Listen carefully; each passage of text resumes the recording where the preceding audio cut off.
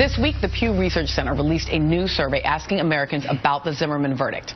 The survey asked the question, does this case raise important issues about race that need to be discussed? Kind of a soft question.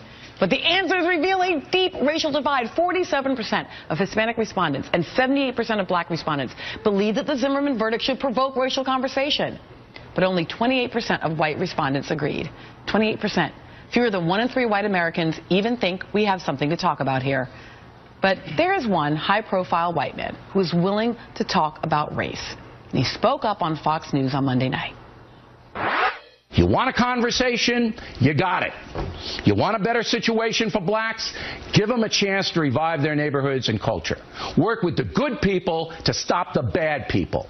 Pumping money into the chaos does little. You can't legislate good parenting or responsible entertainment. But you can fight against the madness with discipline, a firm message, and little tolerance for excuse-making. It is now time for the African-American leadership, including President Obama, to stop the nonsense, walk away from the world of victimization and grievance, and lead the way out of this mess.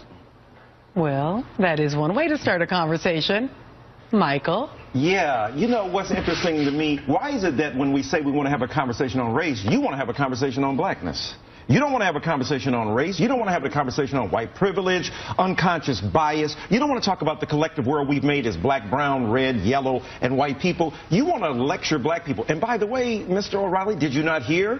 Even though a lot of us disagree, did you not hear President Obama tell Morehouse College no excuse making? Now, a lot of us want to put that in the and Morehouse is not even the beginning of that. It's actually part of what makes President Obama in a particular position to say what he said a week ago, is that he has been very much the kind of respectability president from the beginning. Right, and even if those of us who have problems with that, the point is, how can white Americans like Mr. O'Reilly ignore the context when Mr. Obama has lectured endlessly and tirelessly for African-American people? But beyond that, Jesse Jackson and Alvin Toussaint in the 1970s had a book called Why Blacks Kill Blacks. So please don't pretend that African-American people have not been on this case. But this is what we know. White-on-white crime is a devastation in America, like so-called black-on-black crime. It's not black or white-on-white crime. It's proximity murder. Yeah, people kill where they live. Yeah. So we have to talk about that in a broader sense. And guess what? The cameras don't show up in Chicago like they show up in Newtown and Aurora. All we're asking for is equal attention paid to crises at a time of enormous distress for our vulnerable children to be assisted. So, Mr. O'Reilly, I'd love to have that conversation about protecting yourself behind white picket fences and Fox News and having digital courage. Come in the streets where you went to Sylvia and you were surprised that black people don't throw bananas at each other or swing from trees.